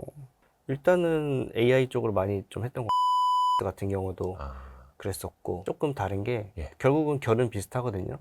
얘도 결국은 그 AI와 데이터 센터용으로 많이 하려면은 거기 안에 들어가는 패키징 이제 어드밴스드 패키징이라고 하는 거에 필요한 레이저들이 많이 있어요. 네. 그리고 그게 이제 하나하나 채택이 돼가는 과정이고, 음. 그러니까 그런 변화들이 보이는 거죠. 기존에는 못하고 있던 거를 하는 과정. 그런 변화들 보고 좀 투자를 했었었고, 그러니까 이게 뭐 떨어지는 건 아니죠. 해주신 두 종목이 2023년에 아주 네. 화려하게 오르긴 했는데 사실 그 전에도 AI 관련해서는 뭐 준비를 또 하고 있었을 거고 또 스터디도 해 오셨었고 근데 이게 어느 순간부터 막 회자가 되면서 막 이제 주가는 불을 뿜지 않습니까? 네. 그건 어떤 차이라고 봐야 돼요? 예를 들어 실제로 뭐 PO 뭐 어떤 주문이 들어왔다라거나 뭐 어디 고객사랑 뭘 하고 있다라거나 이럴 때예요. 그게 일단은 시장이 상승장이 돼야 되고, 장 분위기가 좋아야 되고. 어찌됐든 수익은 다 상승장에서만 나오는 거기 때문에 아무리 기업이 그렇게 해도 장 자체가 22년도 때는 사실 장 자체가 무너져 있었잖아요. 네. 그런 장에서는 사실 아무리 좋은 기업도 이게 못 가요. 주가가 쉽게 가지 못하고. 그래서 그런 것도 있고 좀 사람들이 좀 늦게 알아본 거죠. AI나 HBM이 사실 주목받게 된 게 엔비디아가 실적 발표 그렇죠. 나오고 예. 미국에서 주가가 가기 시작하니까 한국엔 뭐 있어? 한국에는 저거 엔비디아에 누가 납품해? 그렇죠. 하다가 이제 된 거지. 그러니까 사람들이 좀 뒤늦게 한 것 같아요. 그러니까 대장이 움직이니까 대장이 움직여야 네. 쓴맛을 본 사례도 좀 말씀해 주시면 안 됩니까? 실패한 거, 대차게 당한 거. 많죠, 많은데. 아, 많아요? 그 가장 크게 이제 당했던 게 예. 16년도, 15년도 때 했던 예. 휴젤이라는 또 그 보톡스 회사가 있거든요. 예. 메디톡스의 경쟁사. 예. 계속 소송하고 있는. 예. 그거를 그때는 제가 제대로 분석을 안 하고, 그러니까 그 휴젤만 본 거죠. 휴젤만 보고 휴젤 IR 담당자하고만 통화를 하고 얘기를 하고 거긴 당연히 좋다고 하죠. 그러니까 그때 이제 그림이 뭐였냐면은 메디톡스가 국내 시장을 다 장악을 했는데 휴젤이 신규 후발주자로 들어가서 저가 경쟁력으로 MS를 빠르게 실제로 늘리고 있었거든요. 그래가지고 실적이 한 3분기 내내 엄청 급성장을 했어요. 네. 그래서 아 이거는 진짜 좋은 회사고 이렇게 되겠구나라고 어설프게 했던 거죠. 몰빵으로. 아, 그때도? 그, 15년, 16년 때? 그때는 시드가 진짜 작았으니까 아, 빨리 네. 가고 싶어서 또 네네네. 급한 마음에 그렇게 했다가 갑자기 어느 날에 메디톡스가 소송 건다고 하니까 하한가 가고 그러고 나서 하한가에서도 또 반토막까지 한 1년 내내 빠지더라고요. 그게 휴젤도 전화해봐도 뭐 우리 뭐 소송 뭐 문제 없어요라고만 하지. 그렇죠. 우리가 질 것 같아요라고는 회사 하나도 없죠. 근데 15년도 때 그 소송이 아직까지 진행 중이에요. 지금 한 7, 8년 됐거든요. 그러니까 만약에 제가 그걸 손절 안 했으면은 아직도 그냥 뭐 거기에 머물러 있었겠죠. 그러니까 그냥 1차원적으로 회사 말만 듣고 네. 회사 말을 믿고 그쵸. 믿습니다. 그쵸. 응원합니다. 이렇게 갔다가는 네, 어설프게. 그러니까 지금이었다면은 그 보톡스 산업을 다 공부를 하고 경쟁사 메디톡스와 뭐 미국의 엘러간이나 이런 걸 다 종합적으로 봤으면은 이게 휴젤은 하면 안 되겠네라는 판단을 했을 수도 있을 텐데 그때는 그냥 어설프게 그냥 한 종목 그냥 우연히 하고 했다가 이제 거기서 이제 실수가 나온 거죠. 그래서 제가 그때 경험으로 공부 방식이 이제 이렇게 변한 거죠. 그 리스크를 제거해야 잃지 않겠구나. 그래서 크로스 체크를 해야 되고 네. 그것도 그냥 국내 기업들뿐만이 아니라 다 그러니까 비교를 해봐야 저는 이제 되고. 그 안전마진이라는 개념을 그렇게 배운 거죠. 이야. 그러니까 밸류적인 안전마진이 아니라 그 섹터 내에서의 그 기업의 위치에 대한 안전마진이라는 게 있거든요. 그렇죠. 그래서 예전에 이제 바이오 투자도 많이 하시는 분들, 잘 하시는 분들 이야기 들어보면 진짜 의사분들 인맥 통해서 정말 저 회사가 하는 임상이 될 것 같으니 물론 이것도 확률적으로 접근한 겁니다. 이제 내부 정보가 아니라 그렇게 해서 정말로 이 두 회사끼리 크로스 체킹이 안 되면 주변에 이제 조각 모아서 체크를 계속 해보는 거미줄처럼 그게 이제 격자틀 모형일 수도 있는 거고 저도 요즘에 많이 느끼는 게 뭐냐면 저희가 하고 있는 그 노다지 IR 로트 있지 않습니까? 네이버 프리미엄 콘텐츠 거기 이제 저희가 한 달 반 그거 이제 하다 보니까 약간 동종업계 이게 그런 컨콜이라든지 탐방 이게 자료들이 이제 막 쌓이기 시작을 하는 거예요. 그 이 회사 이야기 저 회사 이야기 비교해서 이렇게 보면은 뭐 보이는 거죠. 공통된 것도 보이고 엇갈리는 것도 보이고 그럼 맞아요. 이제 투자자들은 그걸 찾아내면 아주 재밌어지는 거죠. 어떤 회사만 내가 탐만 갔다 왔으니까 주담통에 열심히 했으니까 그 회사 실적만 몇 년째 팔로우 했으니까 라는 약간 매몰 비용에 그냥 막 빠져버리기도 하고 또 역시 우리가 항상 배우고 깨닫습니다. 예, 우리 노을님한테도 평소에 책 많이 보신다고 했으니까 네. 1년에 거의 70권. 아, 지금은 그렇게는 아니고요. 그때 이제 결혼 전에는 네. 처음 3년에는 이제 그렇게 열심히 어. 해서 한 3년 동안 200권 넘게 읽었는데 그 목표는 이제 주 1권, 한 권이거든요. 일주일에 한 권. 그러니까 1년에 한 50권 읽자 이게 그거 진짜 목표인데 힘들죠. 예. 솔직히 이제 제 애가 이제 둘이니까 네. 시간이 좀 육아하고 하다 보니까 맞아요. 그렇게까지는 또 안 나서 현실적으로. 현실적으로 그래도 작년 올해 뭐 한 30권씩 그래도 읽고 있고 어. 그래도 한 내년부터는 다시 한 50권을 읽어봐야지 하고 있어요. 이야, 이게 참 쉽지가 않은 건데. 처음에는 독서를 많이 할 때 제가 또 독서를 많이 했던 이유 중에 하나가 그 처음 3년은 제가 투자 이제 뭐 휴재 같은 것도 그렇고 말아먹었잖아요. 말아먹고 제대로 투자를 해야겠다 하는데 네. 가르쳐 주는 사람이 없잖아요. 네. 투자를 어떻게 해야 된다, 어느 길로 가야 된다, 가르쳐 주는 사람이 없잖아요. 그래서 책을 좀 봤던 것 같아요. 그 책에서는 그루들이 가르쳐 주잖아요. 예. 간접적으로나마. 그래서 그거를 근데 그게 읽을 때마다 다르더라고요. 읽을 때마다 다르고 읽을 때마다 다르다. 달라요. 어떻게 보면 이제 본인의 이제 상황이나 위치가 달라진 거죠. 자기가 아는 만큼 보이더라고요. 그 맞아요. 똑같은 책도. 그 말이 그때는 그냥 가볍게 좋은 말이지 하고 쓱 넘어갔던 게 지금은 그 사람의 인생이 담겨 있구나 그런 게 좀 느껴질 때가 있고. 근데 저는 솔직히 지금 이 대목에서 뭐 추천책 뭐 이런 거 여쭤보려 하거든요. 근데 저도 뭐 옛날에 이제 수년 전에 봤던 책을 최근에 다시 보면은 이 내용이 이 책이 다 있었어? 분명히 본 책인데도 그때는 못 느꼈던 거예요. 그냥 뭔가 지식. 근데 이제 보니까 지혜 이렇게 와닿는 거야. 그러니까 솔직히 이제 아는 만큼 보인다. 공부하는 만큼 또 느낄 수 있다는 거 너무 체감을 하고 있습니다. 그래서 저도 올해 다룬 책만 하면 한 100권 이상은 다루게 되고, 그때 진짜 제대로 공부한 건 한 50권이나 될라나? 한데, 그래도 추천 도서가 있다면 좀 찝어주세요. 추천 도서가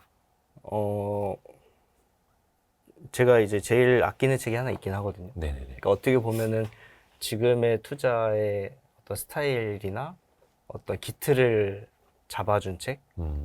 그래서 사실은 별로 남들한테 알려주고 싶지 않은 책. 네네네. 그런 책이 한 권 있고. 뭐길래 그러지? 그 마이클 모보신이 쓴 것 중에 기대 투자라는 책이 있어요. 기대 투자. 네. 그 아마 정채진님하고 이건님이 아마 번역했었나 그랬던 것 같은데, 네. 지금은 절판됐을 것 같긴 한데 그 책이 있거든요. 그래서 거기에서 제가 어떤 숫자를 좀 배운 것 같아요. 기대 투자가 어떤 내용이에요? 좀 검색해봐야지. 기대 투자가 그 기업의 비즈니스 모델을 어떤 그 항목별로 어떻게 좀 파악하는지, 그 다음에 뭐 밸류에이션이라든지 뭐 그런 것들에 대한 내용이거든요. 절판됐네. 네. 이거 개똥이네가 나오네. 이거 중고책. 이런 것도 이제 중고책을 사는 맛이 있는데, 이거 엄청 비싸네. 68,000원 나오네, 지금 그 중고책이.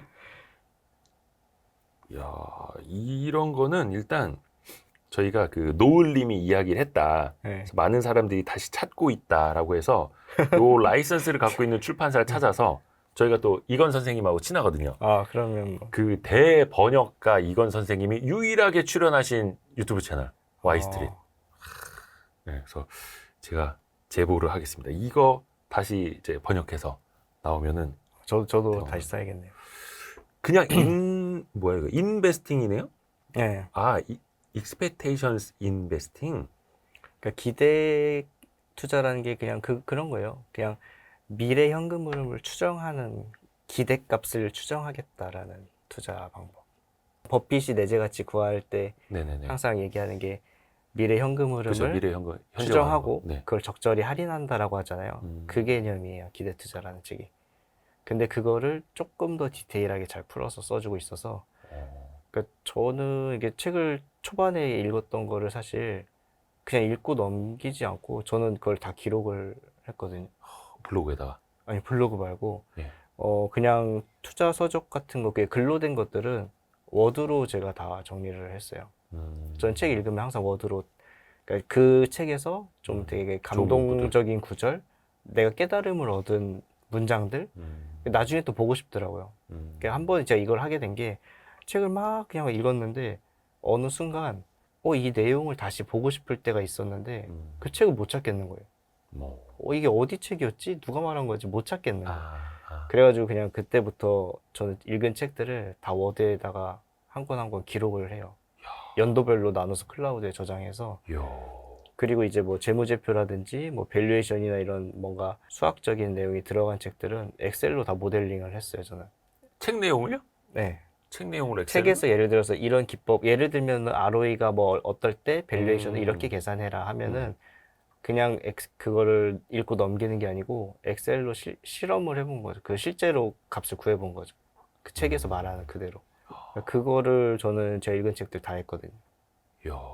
그래서 뭐, 그 파일만 해도 어마어마하겠네요. 네, 그래서 그런 걸 다 해보고 예. 그 중에서 제가 저한테 유용한 것들, 저한테 맞는 것들만 취하고 아닌 것들은 버리고 그거를 해서 좀 저만의 이제 툴을 만드는 거죠. 그래서 그 와. 툴로 이제 좀 기업을 좀 분석하는 편이고. 아. 이거는 이제 절판됐으니까 네.